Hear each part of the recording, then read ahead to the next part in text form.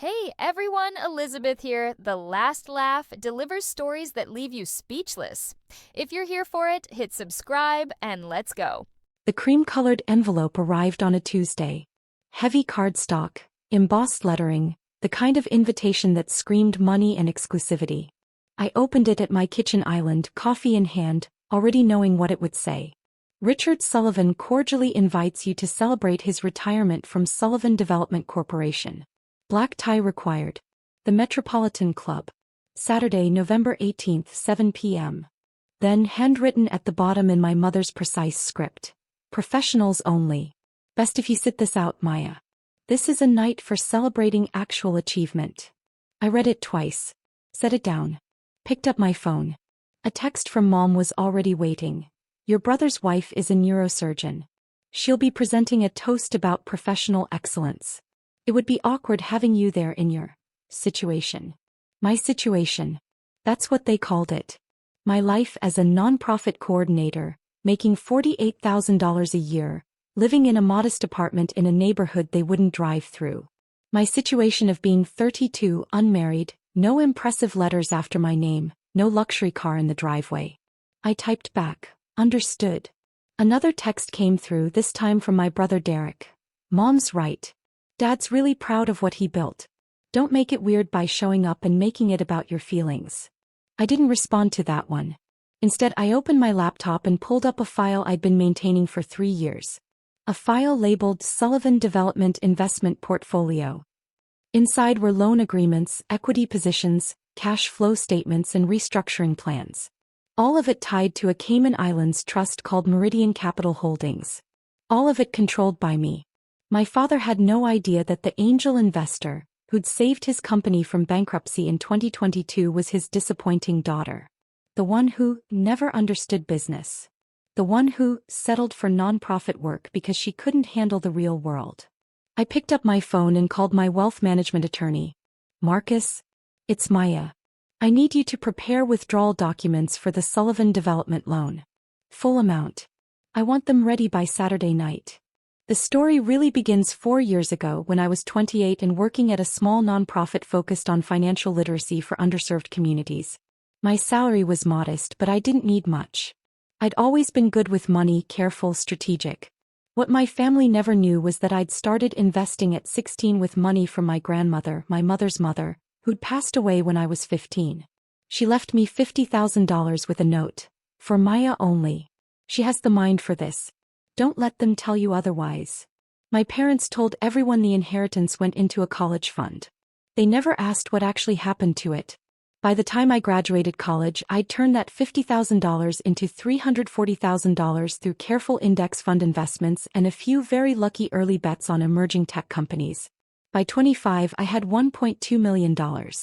By 28, I had $8.7 million.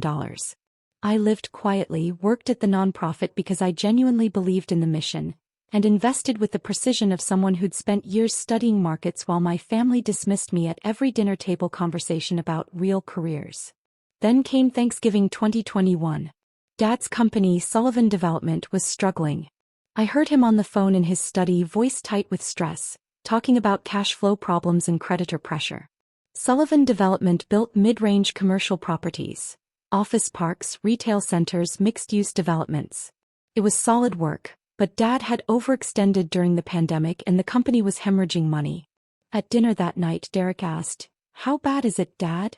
Dad waved him off. "Nothing I can't handle. Just need to restructure some things. Find the right investor." Mom looked at me then, her expression almost pitying. "This is why business requires a certain kind of mind, Maya. The pressure, the strategic thinking. Not everyone has it." Derek's wife Jennifer, the neurosurgeon, nodded sympathetically. Different people have different strengths. Maya's very good with helping people. I smiled. I am. What I didn't say was that I'd already run the numbers on Sullivan Development. The company wasn't dying. It was just poorly capitalized and badly managed through the pandemic downturn. With $50 million in restructuring capital and competent financial oversight, it could be profitable again within 2 years. I spent the next 3 weeks conducting due diligence through a private investment firm I'd quietly retained. I reviewed every contract, every asset, every liability. Sullivan Development was salvageable, but it needed someone who actually understood capital structure. In January 2022, my attorney contacted Dad's attorney with an offer. $95 million in debt financing through a Cayman Islands trust called Meridian Capital Holdings. The terms were generous. Low interest, flexible repayment, minimal oversight requirements. The only conditions were that the loan remain confidential and that Sullivan Development provide quarterly financial reports to the trust. Dad's attorney called it a miracle. Dad never questioned who Meridian Capital was or why they'd take such a favorable position. He was too relieved. I watched from my nonprofit office as my father's company stabilized, restructured, and began growing again.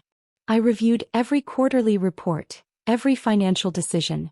When Dad made poor choices, I had Marcus quietly suggest better alternatives through trust recommendations. For 3 years I was the silent hand keeping my father's legacy alive. And for 3 years he continued dismissing me at every family gathering. My brother Derek was everything I wasn't. Harvard MBA, McKinsey consultant before moving to private equity, married to Jennifer who'd graduated top of her class at Johns Hopkins Medical School. They lived in a brownstone in Lincoln Park with their 2 perfect children. At family dinners, Derek held court. "We're looking at a Series B investment in a healthcare AI startup," he'd say, and Dad would lean forward, asking intelligent questions, proud of his son who understood real business. When Derek spoke, people listened. When I spoke, people checked their phones. Last Christmas, I'd mentioned that our nonprofit had helped 2,400 families avoid predatory loans through our financial education program. Mom had smiled vaguely and said, "That's nice, dear," before turning to Jennifer to ask about her latest surgery. The same night, Derek announced he'd closed a $30 million deal. Dad actually stood up and hugged him, eyes glistening. "That's my boy. That's the Sullivan instinct for business." I'd excused myself to the bathroom and reviewed my investment portfolio on my phone. My personal net worth had crossed $47 million the week before. The Sullivan Development loan was performing exactly as projected. I didn't say anything. I never did. There was a certain freedom in being underestimated. People told you things when they thought you were harmless. They made strategic mistakes when they assumed you didn't understand the game. I'd learned more about business by being invisible than Derek had learned at Harvard. Dad announced his retirement in September. He was 65, ready to step back, ready to hand Sullivan Development over to Derek. There would be a celebration, he said. A proper send-off. Everyone who mattered would be there. The invitation arrived 6 weeks later with that handwritten note from Mom. I wasn't surprised. I'd been excluded before. The previous year they'd had a family investment summit at a resort in Aspen where Dad, Derek, and several cousins discussed wealth management strategies. I wasn't invited. Mom said it would be over my head. What they didn't know was that I'd been managing more capital than all of them combined. But the retirement dinner felt different. This wasn't just another slight. This was Dad's crowning moment, the celebration of everything he'd built, and I wasn't welcome because I was an embarrassment to the family narrative. I sat with that invitation for 3 days. Then I made my decision. I called Marcus on Thursday morning. "I want to attend the retirement dinner. And I want to exercise the loan recall provision." Marcus was silent for a moment. "Maya, are you certain? Once we trigger the recall, the full amount becomes due in 30 days. If Sullivan Development can't pay..." "They can't pay," I said calmly. "The company's current liquid assets are approximately $12 million. They'd need to sell major holdings or find replacement financing, which, given their current debt ratios, would be nearly impossible." "This will destroy your father's retirement," Marcus said carefully. "My father doesn't think I understand business," I replied. "I'm going to show him exactly how well I understand it." Marcus prepared the documents. A formal notice of loan recall, citing the provision in our original agreement that allowed Meridian Capital to demand full repayment with 30 days' notice. It was standard language that Dad's attorneys had barely glanced at 3 years ago when they were desperate for capital.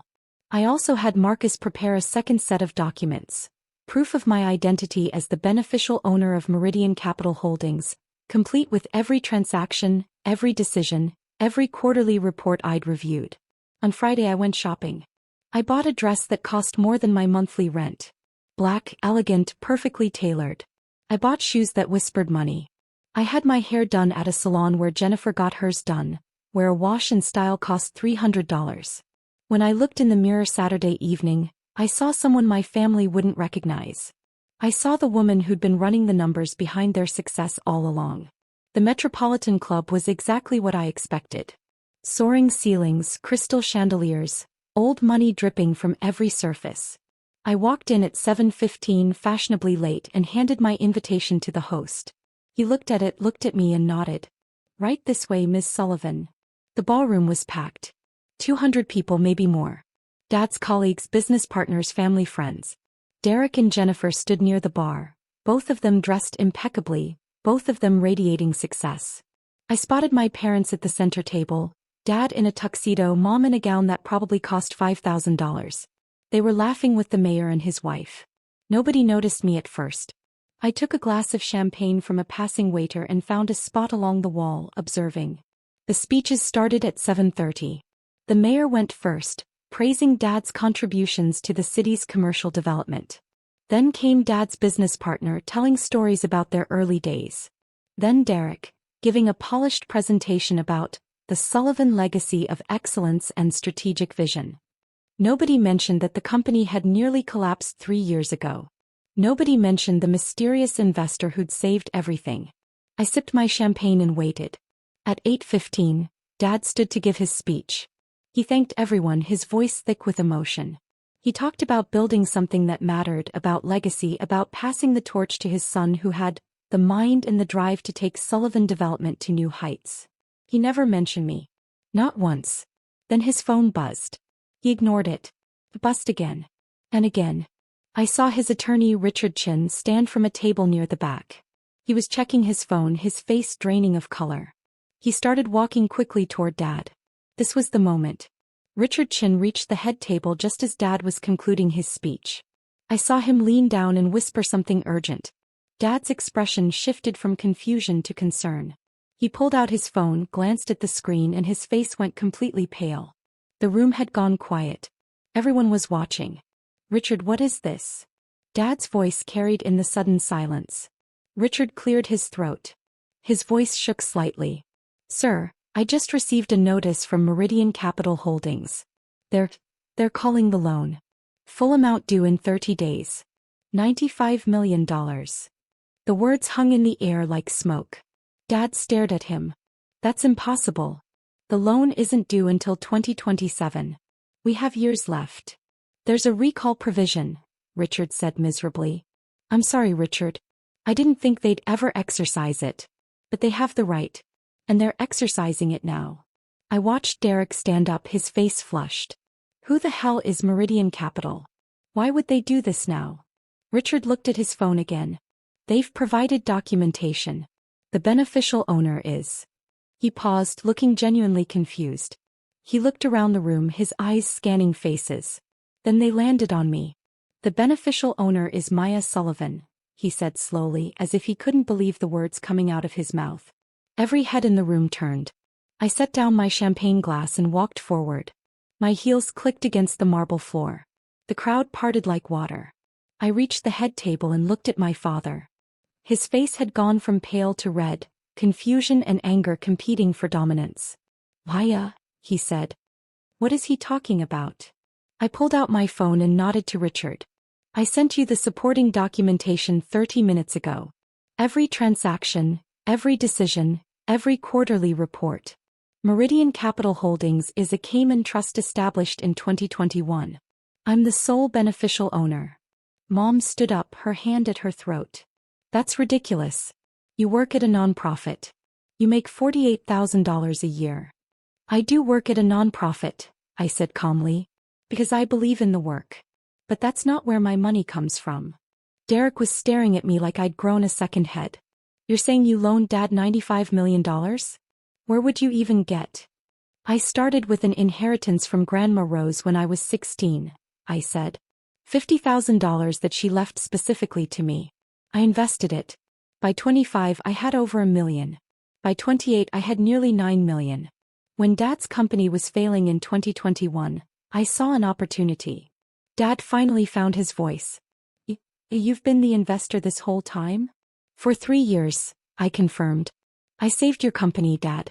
When you were about to lose everything, I stepped in. I provided the capital you needed, restructured your debt, and gave you the breathing room to recover. I read every quarterly report. Every financial decision you made came across my desk. Jennifer had gone completely still. But you're just a nonprofit coordinator, I finished. Yes. Making $48,000 a year and managing a $47 million personal portfolio. Turns out I can do both. The silence in the room was absolute. Dad sank back into his chair. Why? He whispered. Why would you do this? Because you're my father, I said simply. Because I could. Because despite everything, I didn't want to see you lose what you'd built. Then why are you calling the loan now? Derek demanded. Why destroy it? I turned to look at him. Because I wasn't invited to this dinner, Derek. Because Mom sent me an invitation that said, professionals only, best if you sit this out. Because for 32 years, you've all treated me like I'm too stupid to understand business. Like I'm a failure because I chose meaningful work over impressive titles. I looked back at Dad. You just gave a speech about legacy and excellence and passing the torch to your son who has the mind and the drive. You thanked everyone who helped build Sullivan Development. Everyone except the person who actually saved it. Mom's voice was barely a whisper. Maya, we didn't know. You didn't ask, I said. You never asked. You just assumed. You saw what you wanted to see. Richard Chin cleared his throat awkwardly. Miss Sullivan, the recall notice has been filed. But we could discuss alternatives? Restructuring options. I pulled out a second envelope from my purse. I've prepared 2 documents, Dad. The first is the formal loan recall. If you sign it, you have 30 days to pay the full amount. Given Sullivan Development's current assets and debt ratios, that's impossible. You'd have to liquidate major holdings or file for bankruptcy protection. I held up the second envelope. The second document transfers the loan to a new entity with revised terms. 20-year extension, interest rate reduced from 6% to 3%, and flexible repayment based on company performance. It also includes my full identity as the investor and a provision requiring Sullivan Development to acknowledge Meridian Capital's role in the company's survival. Dad stared at the envelopes. What do you want, Maya? I want you to see me, I said quietly. I want you to understand that I've been here all along, that I understand business better than you ever gave me credit for. I want you to stop treating me like I'm the family embarrassment. I set both envelopes on the table. You have until midnight to decide. Sign the recall and you lose everything. Sign the revised terms and we move forward. But either way, you'll finally know who I actually am. I turned and walked toward the door. Behind me, the silence erupted into chaos. Voices overlapping, my mother calling my name, Derek shouting something about lawyers. I kept walking. Outside, my car was waiting. I'd hired a driver for the evening, a small indulgence. As I slid into the back seat, my phone buzzed. A text from Marcus. That was quite a show. Are you all right? I typed back, I'm fine. Let me know what they decide. Another text came through, this one from an unknown number. This is Richard Chin, your father's attorney. He'd like to meet tomorrow morning. Just you and him. Can we arrange that? I stared at the message for a long moment. Then I replied, 9 a.m. My office at the nonprofit. He can come to me. Dad arrived at exactly 9 a.m. I watched from my office window as he got out of his car, looking older somehow, diminished. He stood on the sidewalk for a moment, staring at the building. A modest 3-story structure in a neighborhood he'd probably never visited. When he walked into my office, he looked around like he was seeing me for the first time. The desk with my dual monitors showing market data. The bookshelf filled with investment texts and economic theory. The framed credentials on the wall. Chartered financial analyst, certified financial planner, master's in finance from Northwestern that I'd completed online while working full-time. Credentials I'd never mentioned at family dinners because no one ever asked about my education. You got a master's degree, he said finally. 3 years ago, I replied. Online program.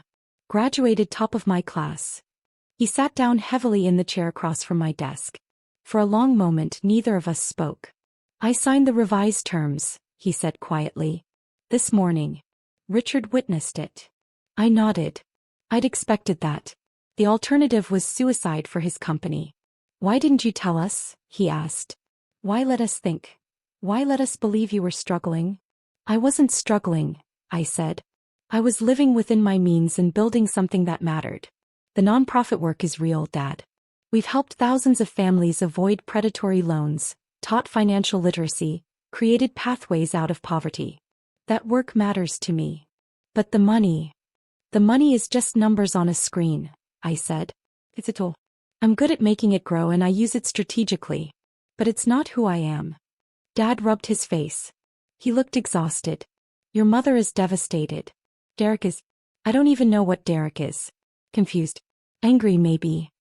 Angry that I'm not what they thought I was? I asked. Or angry that they were wrong? Maybe both. He looked at me directly. I owe you an apology, Maya. A massive one. I treated you like you didn't matter. Like your choices were somehow less valid than Derek's. I dismissed you at every turn. You did, I agreed. I don't know how to make that right. I leaned back in my chair. You can start by actually seeing me. Not as the family failure or the nonprofit girl or the disappointment. Just see me as I actually am. A financial genius who saved my company, he said with a bitter laugh. A woman who loves her work, understands markets and happens to be very good with money, I corrected. Those things aren't mutually exclusive. Dad was quiet for a moment. Then, the revised loan terms are very generous. More generous than I deserve. They're fair, I said. They ensure Sullivan Development stays solvent while allowing me to maintain appropriate oversight of my investment. It's good business. It's mercy. It's both. He stood up slowly. Will you come to Sunday dinner? Your mother would like to talk to you. Derek too, probably once he stops being shell-shocked. I considered it. I'll come. But things are different now, Dad. I'm not going to sit quietly while you all discuss real careers and actual achievement anymore. You don't have to celebrate my work, but you do have to respect it. Fair enough, he said. He walked to the door then paused. Your grandmother would be proud of you. Rose always said you had something special. I should have listened to her. After he left, I sat alone in my office for a long time. My phone had been buzzing all morning. Texts from family members, calls from numbers I didn't recognize, even a message from the mayor asking if we could schedule a meeting to discuss potential investment opportunities in civic development. But the message that made me smile came from Marcus. Several news outlets are asking about the secret investor who crashed her own father's retirement dinner. How would you like to handle the PR? I typed back, no comment. Let them wonder. Some mysteries were worth keeping. Sunday dinners are different now. Not perfect, we're still figuring out how to be a family when the power dynamics have completely shifted, but different. Derek actually asks me about market trends now. Jennifer listens when I talk about the intersection of healthcare finance and nonprofit work. Mom still struggles with the reality that her struggling daughter has more wealth than the rest of the family combined, but she's trying. Dad and I meet quarterly to review Sullivan Development's performance.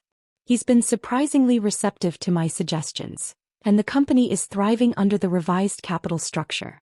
Derek is learning that being handed control isn't the same as earning it, and Dad is finally teaching him the difference. Last week, Forbes did reach out about an interview for their 30 Under 30 Finance retrospective. I declined. My work doesn't need that kind of publicity, and honestly, I don't need the validation. But I did accept when the nonprofit asked me to lead a new financial literacy initiative for young women, teaching them about investing, wealth building, and the power of quiet confidence in a world that often mistakes silence for weakness. The program launches next month. We're calling it the Rose Sullivan Initiative, after my grandmother.